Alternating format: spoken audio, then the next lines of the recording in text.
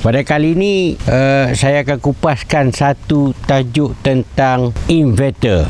Okey, kalau kita tengok dekat tangan saya ni inverter. Di belakang adalah Land Rover. So Land Rover ini telah penuhkan dengan kuasa elektrik untuk kita pergi camping, pergi mancing, outdoor punya aktiviti. Di tangan saya ni adalah satu inverter. Inverter yang jenama Belkin. Jenama yang pada saya boleh dipercayai. Dengan 200 watt sahaja cukup untuk supplykan power daripada Land Rover kepada source seperti power bank, handphone, bateri kamera dan banyak lagi yang kita boleh gunakan. Jom. Okey. Kereta Land Rover saya ni telah bekalkan 2 ketul bateri. Satu bateri min untuk Land Rover yang kita panggil bateri A, dan juga bateri B iaitu sub bateri yang berada di sebelah co-pilot. Jadi inverter yang kita ada sekarang ni kita akan gunakan di dalam Land Rover ni. Macam mana kita nak gunakan? Land Rover ni saya sudah modifikan dia, iaitu pemasangan bateri yang kedua. Bateri pertama saya menggunakan N70 yang itu untuk menghidupkan Land Rover. Bateri yang kedua yang akan menggunakan inverter, iaitu saya menggunakan N60 sahaja. Dah cukup. Macam mana proses dia? Okey, jom kita lihat. Cara dia ialah inverter ini yang akan bekerja. Macam mana inverter ni akan bekerja? Iaitu satu jenama yang boleh dipercayai. Okey, dia ada satu soket dan USB. Di sini switch power on off dia. Okey. So, apa yang patut kita buat? Ini adalah untuk kita masukkan di sini. Okey, kita masukkan di sini. Dan baru kita nampak power inverter saya ni akan berada di sini. Bila kita dah sambungkan kepada inverter, sistem yang saya buat adalah ada 2 cara. Satu, saya menggunakan switch. Fungsinya adalah untuk cas bateri yang kedua menggunakan sistem Land Rover. Bila kita tolak ke atas, bermaksudnya kita akan charging bateri yang pertama. Bila bateri yang pertama min tu akan penuh, dia terus akan masuk kepada bateri yang kedua. Jadi bila kita nak gunakan inverter ini, so kita akan menggunakan bateri yang kedua, iaitu kita akan off ke bawah.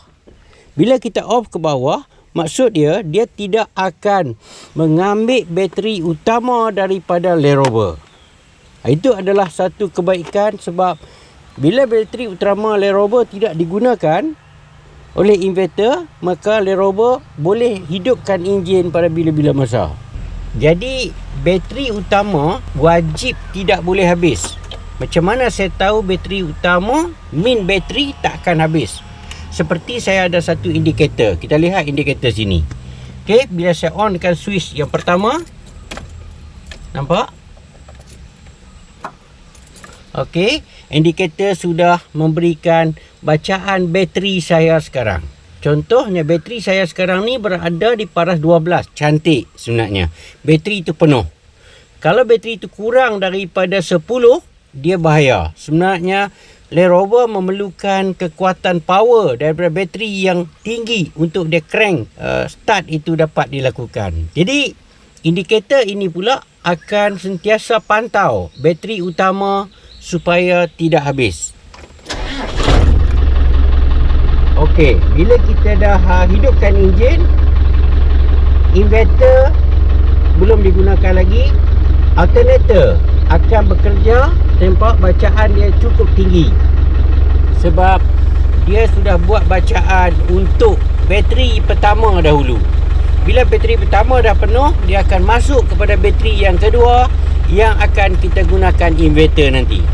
Sistem ini adalah sistem yang selamat sebab bateri utama yang dicas oleh alternator akan cas sampai penuh. Bila dah penuh, barulah dia akan cas bateri yang kedua yang kita gunakan inverter sekarang. Saya tidak menggunakan bateri utama sebab saya dah offkan hubungan di antara bateri utama dan bateri yang kedua tidak bersambung lagi. Anda lihat? Satu sistem yang mudah. Power inverter yang berkonsepkan mobile, yang kita boleh bawa ke mana saja dan mudah digunakan. Betapa mudahnya bila kita menggunakan power inverter untuk kita pergi camping, aktiviti outdoor, pergi mancing. Saya akan bawa banyak lagi cara-cara macam mana kita nak berada dalam bentuk camping dan outdoor yang cukup selesa. Ada satu lagi, alat ini dipanggil tester. So kita perlu just masukkan di bateri, iaitu klip kepada bateri yang merah, kepala yang merah dan kepala yang hitam. Indikator nanti akan membaca bateri kita sudah habis, low, bateri kita separuh lagi, bateri kita dah full, ataupun alternator kita sudah rosak. So bila alternator kita rosak, lampu yang warna merah akan menyala di sini. Tapi kalau alternator kita tidak rosak, jangan bagi pomen tukar alternator kita. So lampu hijau akan keluar di sini. Maksudnya bateri sahaja yang kita perlu cas. Jom join saya dalam aktiviti outdoor dan camping. Banyak lagi saya akan bawakan. Jangan lupa subscribe